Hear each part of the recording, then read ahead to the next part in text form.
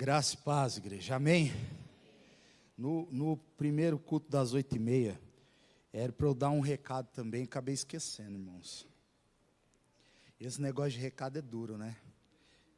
Esses dias eu estava vendo que uma pessoa falou assim, para você não esquecer, bota no lembrete do celular que ele vai apitar. Aí eu esqueço de botar no lembrete. Aí não tem jeito, aí não vai fazer mágica mesmo. Irmãos, nas próximas 2 quintas-feiras, caso seja necessário, Camila e eu, nós vamos abrir a 3ª quinta-feira. Para quê?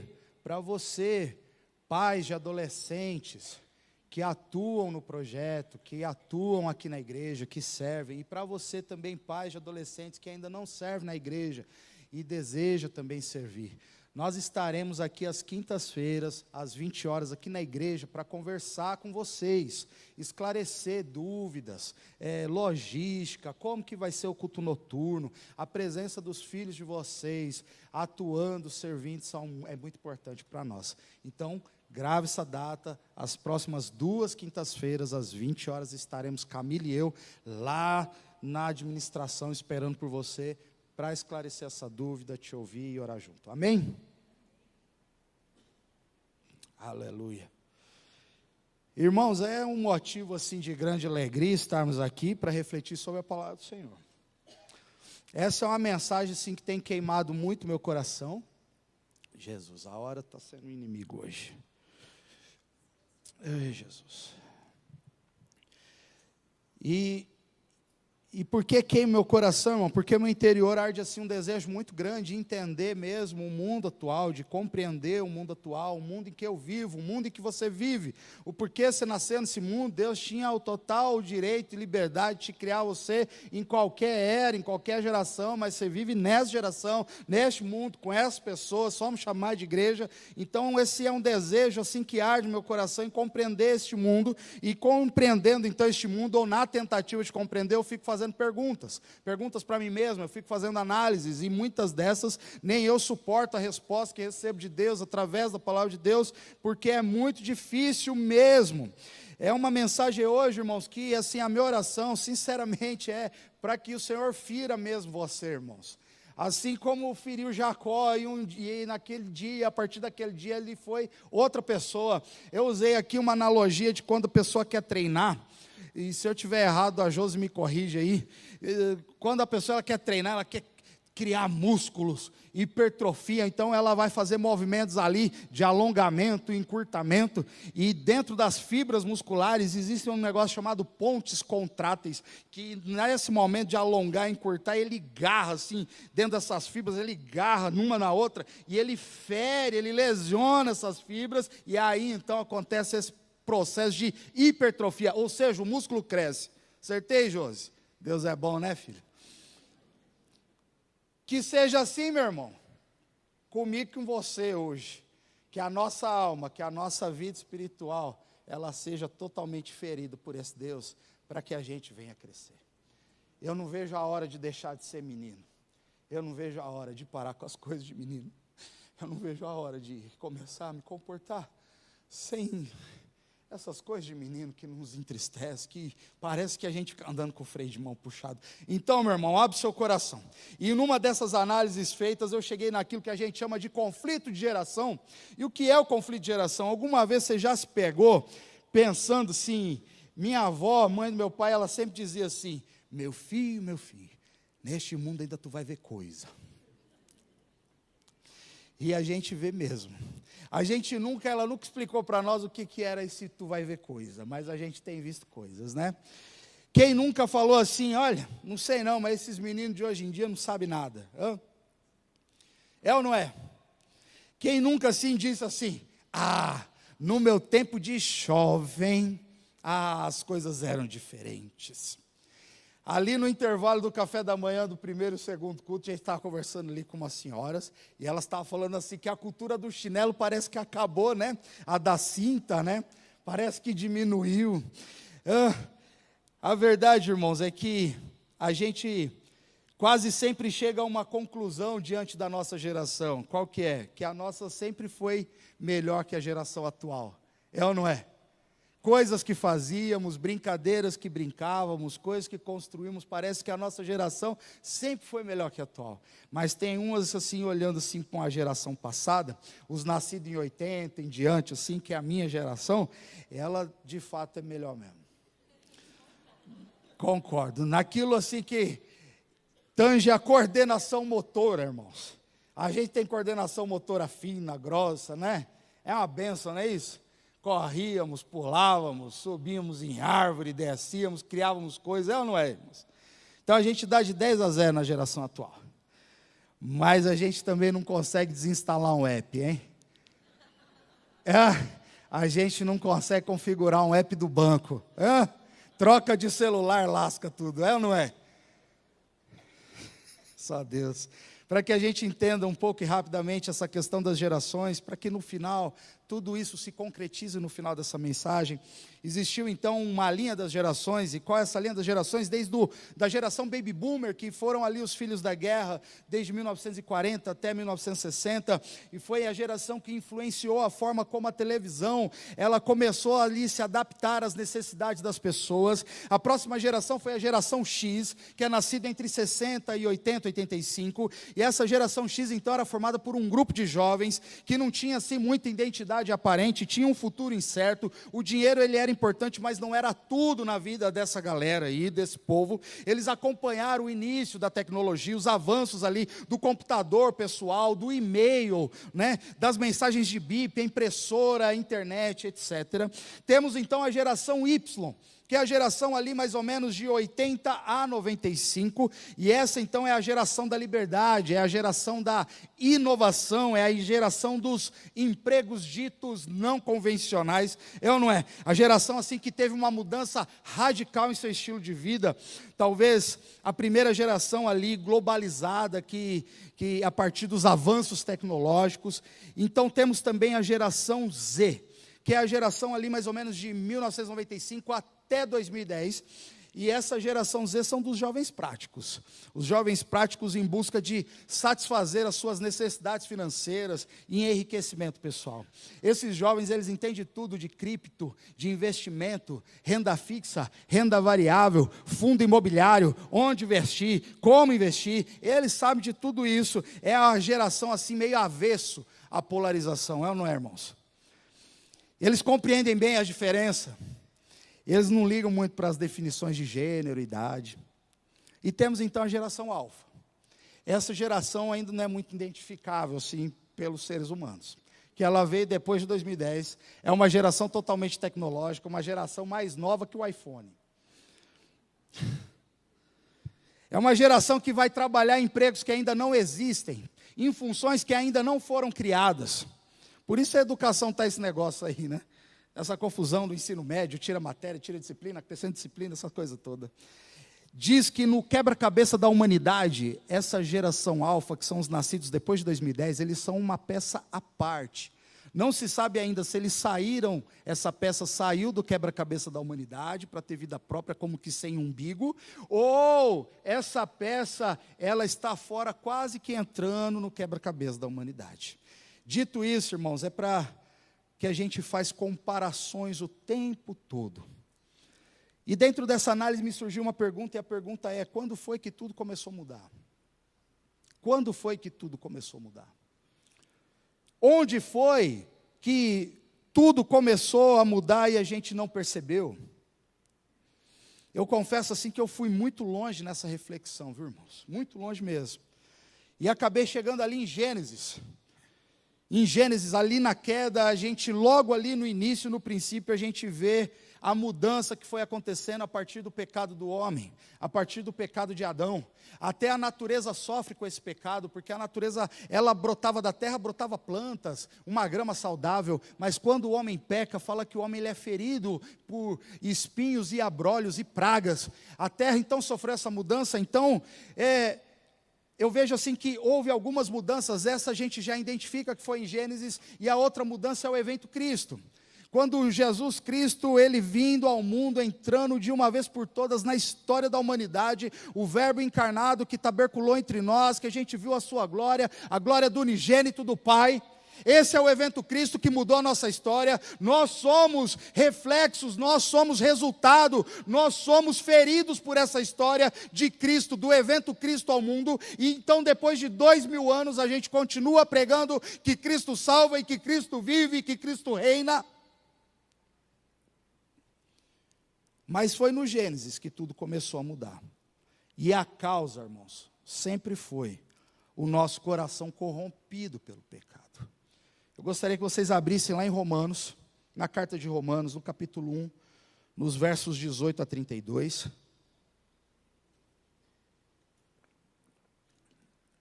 Eu quero ler rapidamente, eu tentei extrair uma porção desse texto, mas não consegui.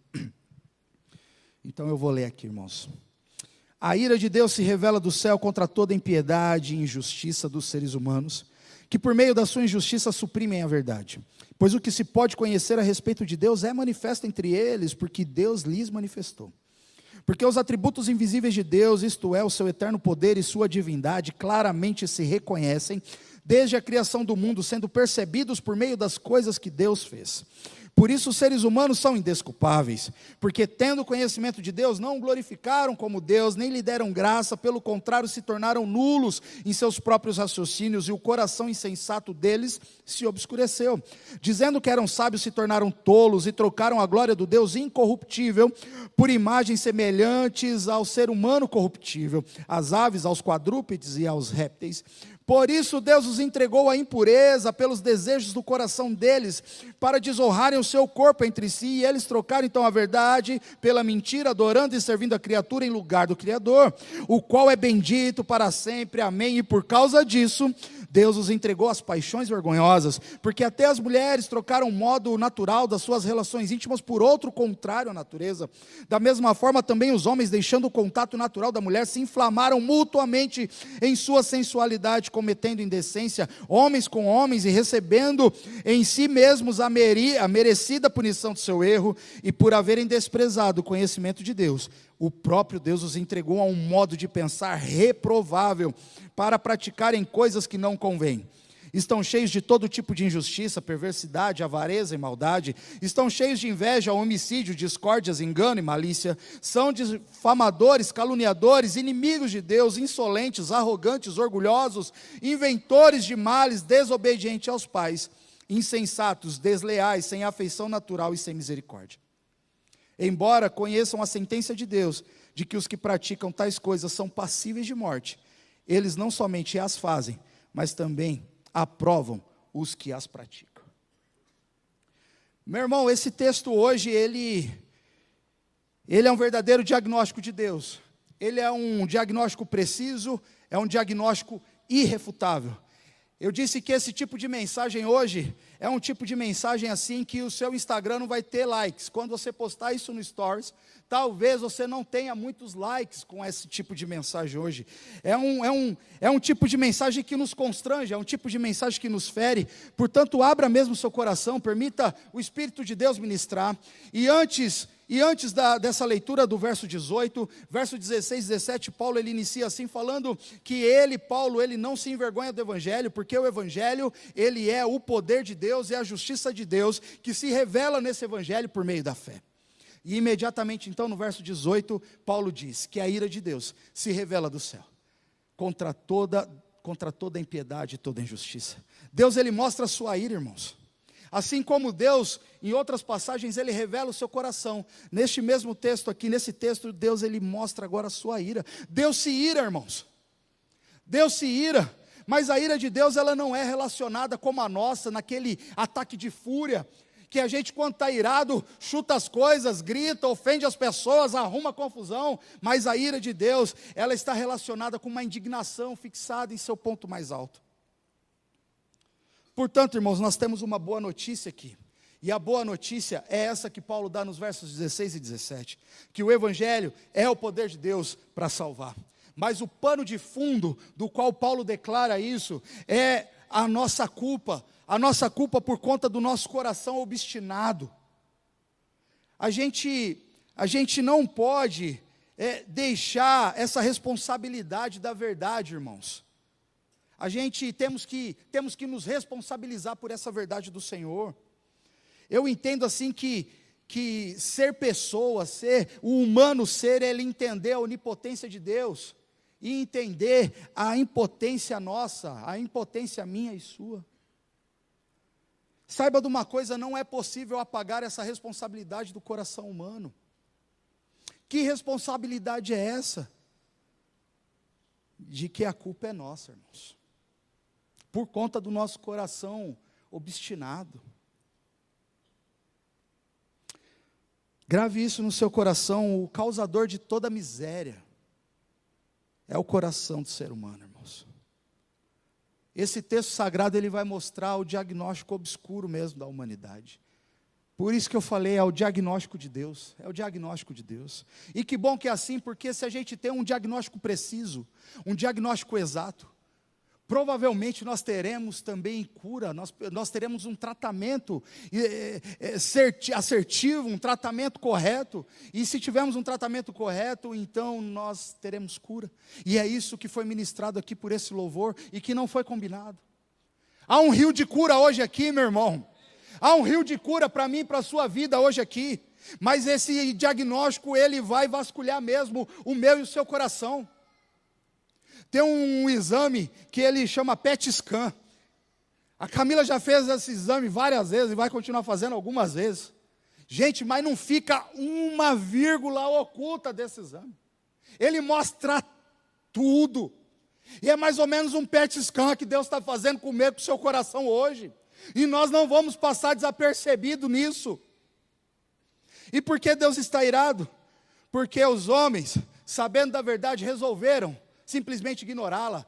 Os homens, sabendo da verdade, trocaram a verdade pela impiedade, trocaram a verdade pela injustiça, e mais, eles suprimem a verdade, eles suprimiram a verdade.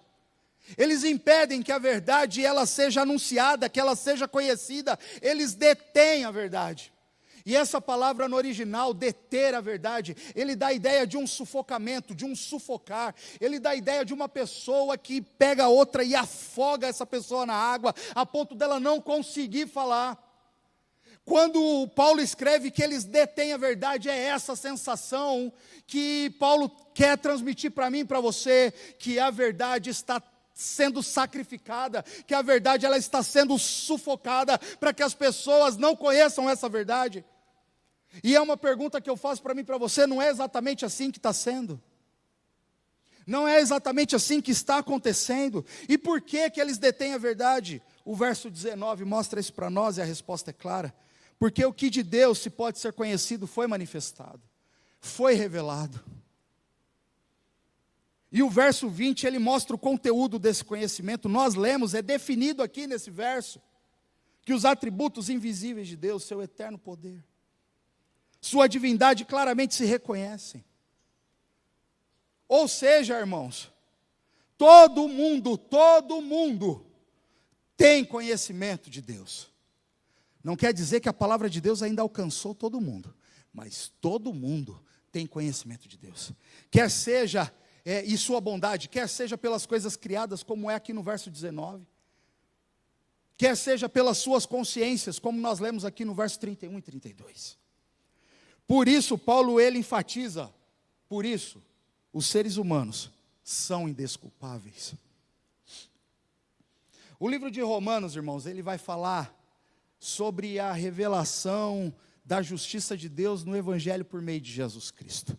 Até o capítulo 3, isso vai ficar assim muito claro. Ou seja, é uma justiça que julga e salva. Na cruz de Cristo ali, Deus ele julga o pecado, mas ao mesmo tempo ele manifesta a misericórdia. Por isso eu amo a mensagem da cruz, irmãos. Por isso você também deveria amar a mensagem da cruz. Irmãos, hoje é um dia de encontro.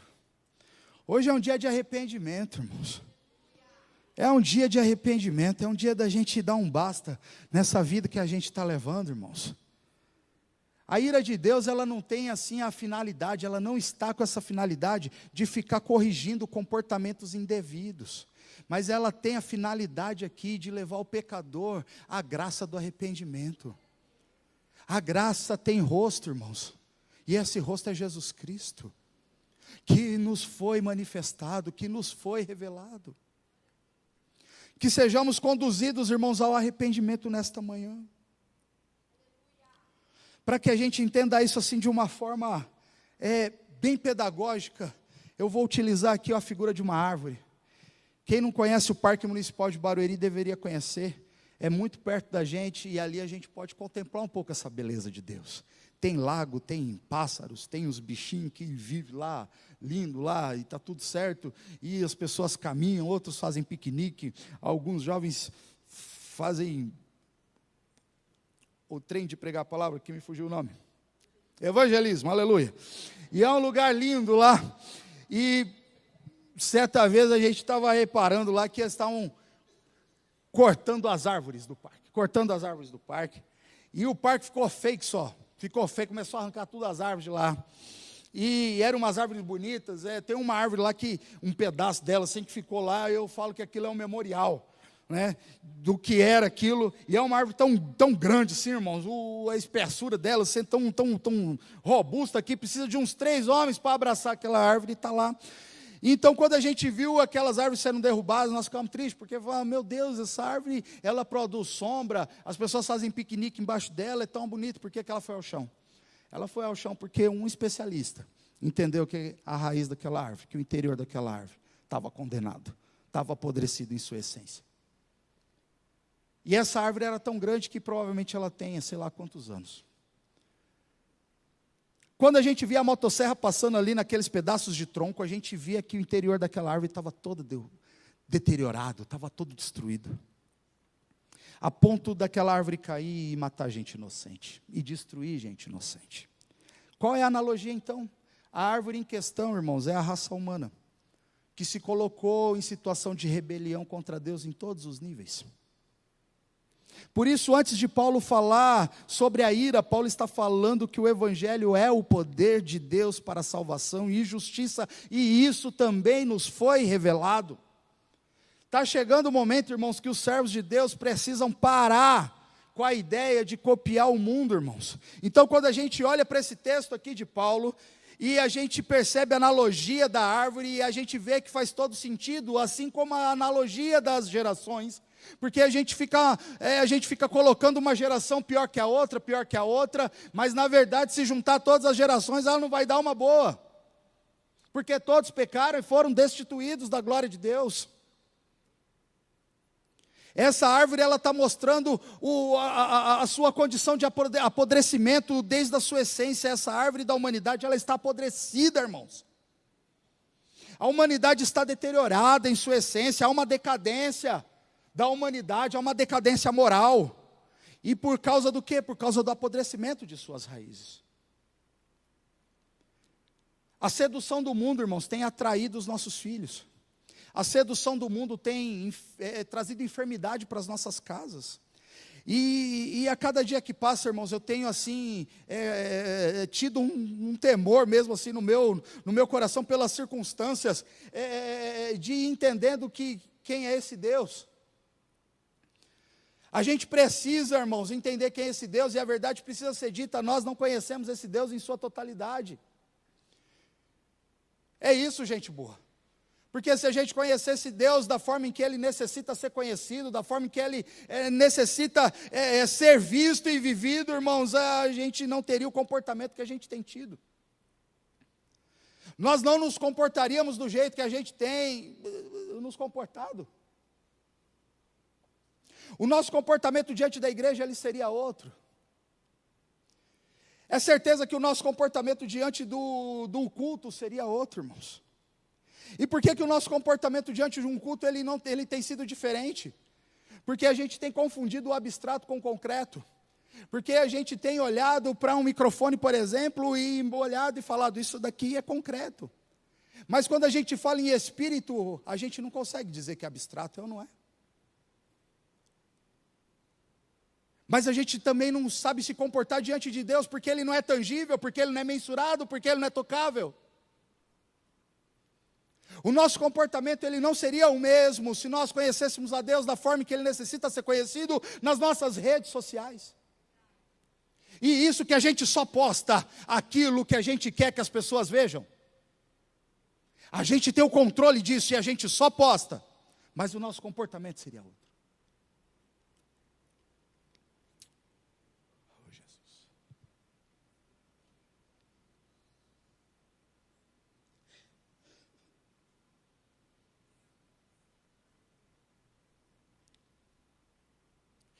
Se conhecêssemos a Deus, irmãos, desta forma que Ele deveria ser conhecido, da forma que Ele é revelado aqui na palavra, o nosso comportamento não seria o mesmo em secreto.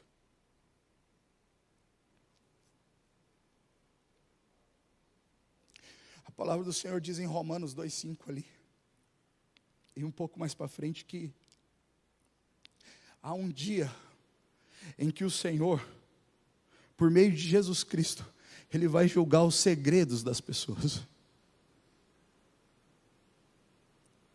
De acordo com o evangelho dele. Os seus segredos, irmãos, e os meus segredos, eles serão julgados.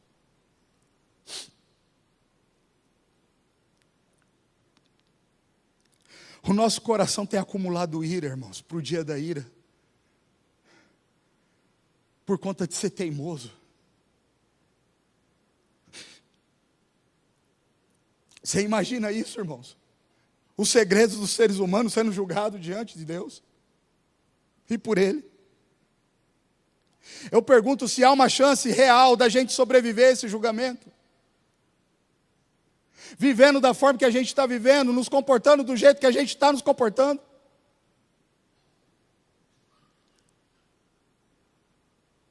Esse comportamento que a gente tem tido e vivido diante da sociedade, diante das coisas, cedendo às loucuras da humanidade. Eu digo para você sinceramente, eu acho que não. Não há nenhuma chance da gente sobreviver a isso, se não for a graça de Deus. Por isso hoje é um dia de encontro, por isso hoje é um dia de arrependimento. Quer seja você uma criança, quer seja você o mais idoso aqui da casa. O verso 22 vai mostrar que a capacidade intelectual dada por Deus, ela está sendo desperdiçada, e isso é uma verdadeira tragédia, irmãos. Haja vista a forma como estamos sendo pressionados a falar hoje. Nós estamos mudando a forma natural de fala. Nós estamos mudando a forma natural de escrita. Inventando coisas para agradar as pessoas, inventando termos para agregar as pessoas, porque elas simplesmente não se sentem da forma em que foram criadas.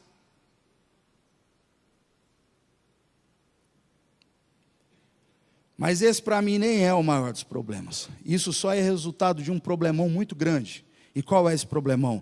A raiz da árvore que ilustramos, ela está apodrecida. Perceba que quando Paulo escreve, fala que Deus se revela no Evangelho.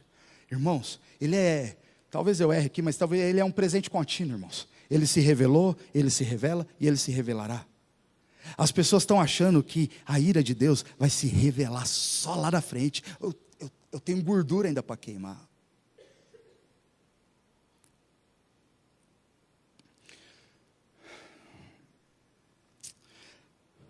Sobe aqui, Nicolas.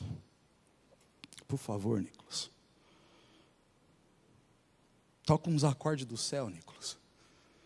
Nos ajuda aqui, a gente precisa ser liberto.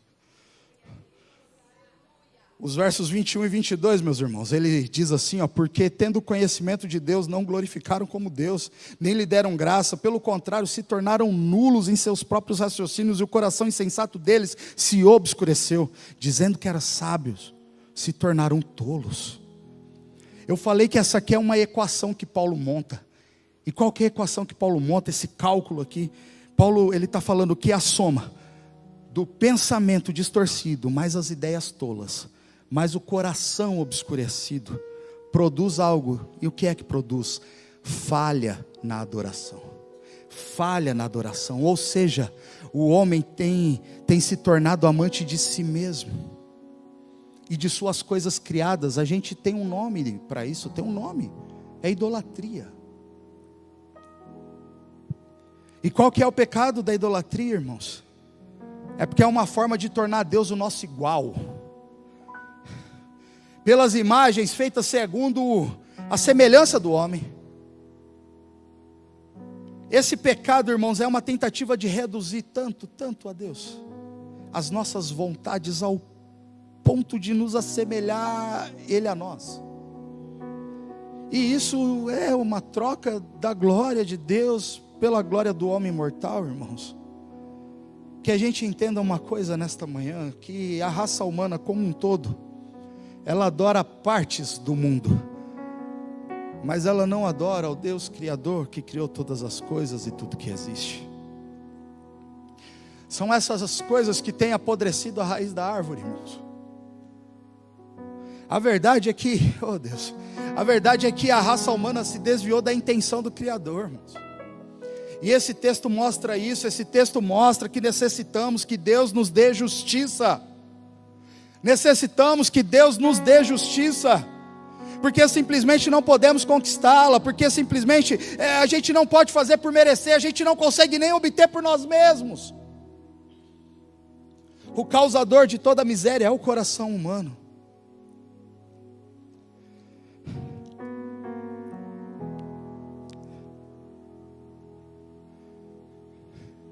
Perceba que muitas vezes esse texto é pregado falando sempre da questão homossexual e tudo, da sexualidade que nós resolvemos bagunçar. Mas percebe que em nenhum momento eu falei isso, irmãos. Sabe por quê? Porque esse texto está falando sobre a ira de Deus.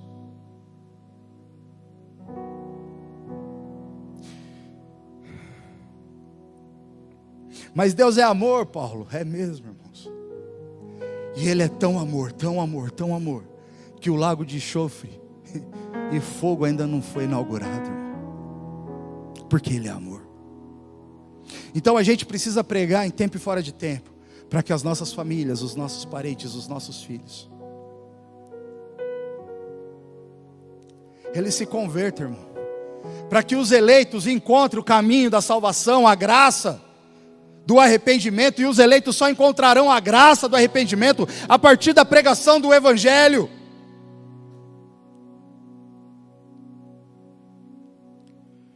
O verso 30 mostra que o coração foi insensato. Ele sabia de Deus, mas ele não queria. Ele queria ser inimigo de Deus. Em algumas versões fala, ele odiou Deus. O coração insensato dos homens odiava Deus. Você já reparou quando esse sentimento de ódio vem no nosso coração? A gente não pensa com clareza, irmãos. A nossa mente fica obscurecida, né? O nosso coração. E o que isso quer dizer? Que é a mesma coisa que a gente apagar a luz para si próprio. Eu fico assim, pensando. Capricha aí, Nick. Você sabe como é que está aqui, né, irmãos? Capricha aí. Eu fico pensando, irmãos, que qual é a espessura do pecado? Qual é a espessura do pecado?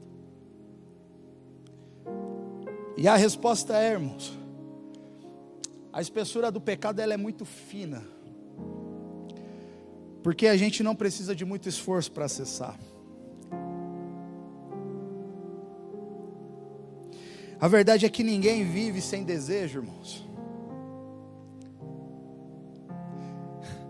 Talvez esse seja um dos grandes problemas de meninos e meninas perderem a virgindade antes de casar.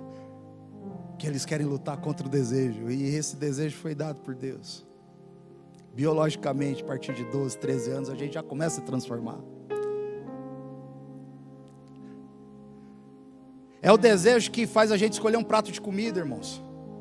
É o desejo que faz a gente vestir as nossas roupas. É esse desejo, e isso foi criado por Deus. Agora tem o desejo, e esse é o desejo corrompido. Esse é o grande problema. Porque é exatamente a esses desejos corrompidos que tais homens foram entregues. Deus os entregou. Deus os entregou.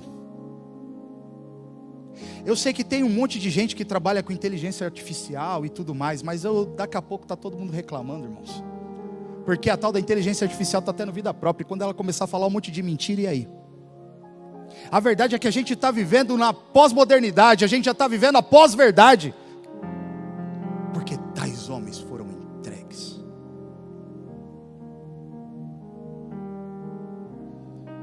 Perceba que aqui, irmãos, a ira não veio em forma de fogo e enxofre,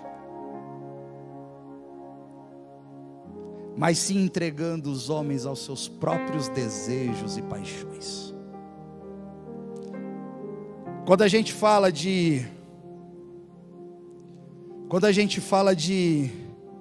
do desejo, irmãos, o desejo corrompido é difícil, ele não pode ser contrariado.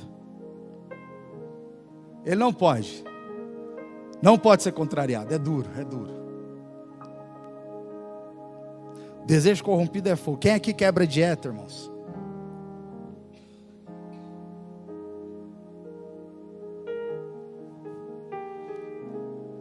Eu fico mandando coxinha para Camila me manda hambúrguer no Instagram.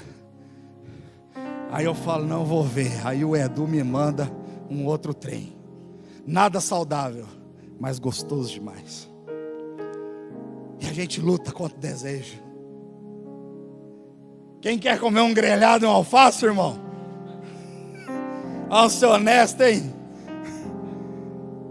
Mas o problema é que esse desejo corrompido, irmãos, tem feito a gente cometer exageros e a saúde vai indo embora. João disse nas suas cartas que não éramos para a gente desejar um mundo caído, mas parece que no final das contas é exatamente isso que a gente deseja. E Deus não queria que o padrão do mundo caído fosse o desejo humano. Esse é o conselho de Deus para nós. A gente tem habitado, irmãos, nos lugares de satisfação. A gente tem habitado nos lugares tranquilos e confortáveis. Por isso essa mensagem parece um absurdo. Talvez você esteja rejeitando aí no seu coração. Nem é tão assim. Nem é tudo isso. Mas porque a gente tem habitado em lugares de satisfação, parece um absurdo conceber a ideia da ira de Deus. Afinal, Deus é amor, né? Esses dias, a nossa semana assim, ela foi bem dura, porque uma irmã nossa jovem compartilhou com a gente um podcast. E esse podcast, ele vai falar de uma missionária, e que a gente não conhece o nome. Se colocar o nome dela aqui, talvez uma ou outra pessoa diz que vai conhecer. Mas ela é conhecida no céu, irmão. E ela conta a história, irmãos, de um sujeito igual uma parte do mundo, que começou a pregar a palavra de Deus. E ele é capturado e prendem esse missionário. E eles têm torturas, métodos de tortura com ele. Ele passou 20 anos preso, sendo torturado. E não era mais para ele parar de pregar, mas era para ele negar Jesus. Irmãos, cavaram uma cova e colocaram esse homem de joelho por 6 meses. Quando levantaram ele para ele ficar em pé, ele não sabia mais andar. Ele não sabia mais andar, irmãos. E eles torturavam este homem, irmãos, nessa cova por 6 meses. Mandaram o filho dele falar com ele na tentativa de tocar o coração dele, para que ele viesse a negar. O filho, vendo o sofrimento, ia chegar para a igreja local e falar: gente, vamos negar aí, o pai está sofrendo. Mas quando o filho vai visitar o pai já nem reconhece, porque se passaram 20 anos, o menino tinha 6 anos, e quando ele vai ver o pai, ele já tinha 26, ele era um homem, e o pai nem entende que aquele era o filho. Mas o filho vendo a dor daquele pai, o filho então fala: pai, nega, pai, nega, depois o senhor se acerta com Deus, ele é misericordioso, ele vai perdoar, nega, pai. O pai então olha para o filho, reconhece o filho, e fala: eu não vou negar, porque eu amo a mensagem da cruz, até morrer eu a vou proclamar. Esse amor pela mensagem da cruz precisa voltar a queimar no nosso coração, irmãos. Senão esse tipo de mensagem, esse tipo de história vai ficar cada vez mais distante da nossa realidade, ao ponto da gente negar e falar: não tem gente mais morrendo. Que? 2023 não tem mais gente morrendo em nome de Deus, não. Você está viajando.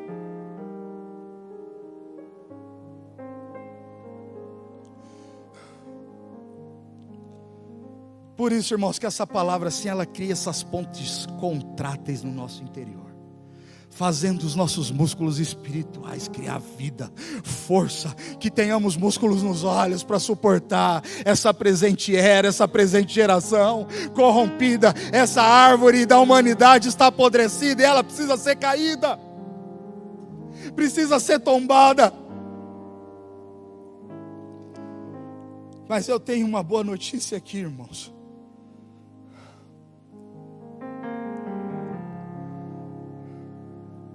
Lá no parque, quando eles voltaram a plantar as árvores, depois que tinham eliminado aquelas árvores podres, as árvores o parque está ficando bonito de novo, e aquelas árvores vão crescer, e vão dar fruto, e vão dar sombra, e vão cumprir o propósito. Foi plantada uma árvore nova, e essa é a analogia com Cristo. Foi assim com Cristo, porque Adão e a sua geração precisavam ser derrubados, irmãos, porque estava podre desde a sua essência, logo no princípio. As suas raízes já estavam apodrecidas pelo pecado, pelo desejo corrompido. Mas Deus, o agricultor lá de João, Ele planta a videira verdadeira no meio do seu povo. A videira verdadeira que tabernaculou entre nós, e que quando nós enxertados nessa videira, nós temos vida, e vida em abundância. E que quando você produzir fruto, mais fruto, o agricultor que é o Pai, Ele vem e poda, Ele limpa, para que você dê mais fruto ainda. Então há dois tipos de cansaço, irmãos. Há o cansaço humano, que é por conta das nossas decisões e tudo. Esse, irmãos, a gente precisa de arrependimento, porque está te fazendo tirar da presença de Deus. E há o cansaço de Deus. Esse, irmãos, é só você deitar um pouquinho e dormir, que no dia seguinte você vai estar novo em folha. O louvor vai ministrar aqui, irmãos. Que você curve sua cabeça, que você se levante em adoração. Se há um grito de adoração e de liberdade aí no teu interior, você bote para fora, irmãos. A gente sabe como esse livro termina, irmãos. Esse livro termina dizendo assim: certamente, eis que venho sem demora. O nosso Deus está voltando. O nosso general está voltando. A nossa videira verdadeira, o qual estamos enxertados, está voltando. Todo olho verá, irmãos. Toda língua há de confessar que Ele é Senhor e Salvador. Ele é Jesus. Ouça esse louvor, irmãos, e que tua alma seja derramada diante desse Deus.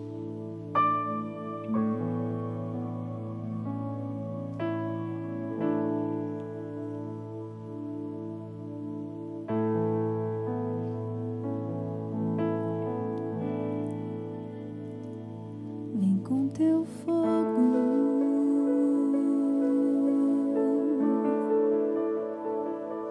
vem com teu fogo.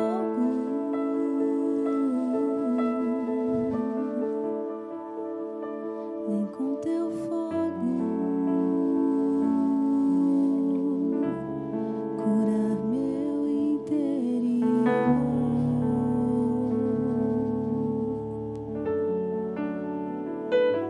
Vem com teu fogo,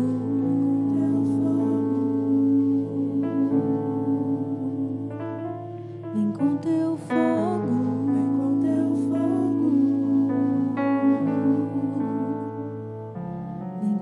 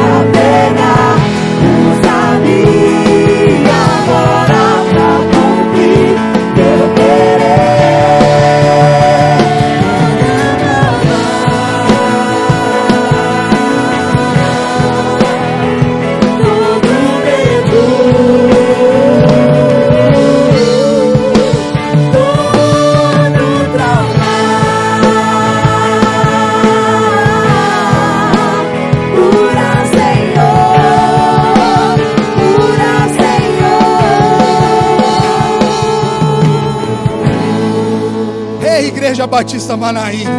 Se coloque em pé aí, intercessor de Deus. Regadeira mandar abaixei. Não para não, adoração. Não para não. Ramandar abaixei, regadeira. Irmãos, está tendo visão aqui, irmãos. Tem visão de Deus aqui, irmãos.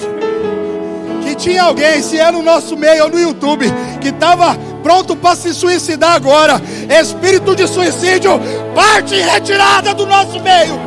Agora! Racataramandabachei. Meu irmão, não se escandaliza com a gente não, irmão. Fecha o seu olho aí. Ramandaramandarachei. Racataramandarabachei. Há um rio de vida, Pai. Há um rio de cura que flui do trono de Deus. Inunda, Senhor. Encharca o teu povo. Encharca o teu povo. Envolva o teu povo. Põe o teu povo em pé, Pai. O servo de Deus, ele não fica prostrado, porque a mão do Senhor sustenta. Sustenta o teu povo, Pai, em novidade de vida. Tu és a videira verdadeira. Tu és a videira verdadeira. Transforma, Senhor, a nossa forma de falar. Transforma, Senhor, põe um riso no nosso coração, põe cântico novo em nossos lábios, em nome de Jesus, Pai. Guarda o teu povo, livra de todo mal, de toda obra maligna, espírito de morte, em nome de Jesus, em nome de Jesus, em nome de Jesus.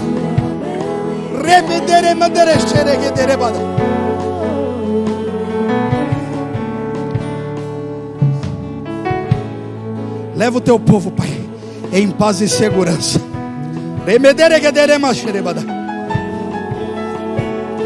Livrando o Senhor de todo mal, Pai.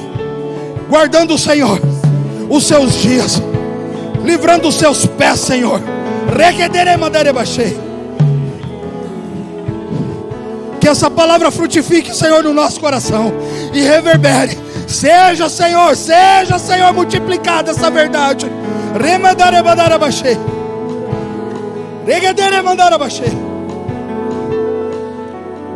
Que o grande amor de Deus, o Pai, e que a graça do Filho Jesus e a comunhão e a consolação do Espírito Santo de Deus seja com todos os irmãos que nos assistem pelo YouTube, seja com cada família aqui representada. Que o Senhor os guarde, que o Senhor os livre do mal, que a luz de Cristo possa resplandecer sobre a tua casa, sobre a tua vida, que você ande em novidade de vida, em nome de Jesus. Você pode acompanhar todo o nosso conteúdo baixando o nosso aplicativo ou seguindo as nossas mídias digitais usando o QR Code. Deus te abençoe!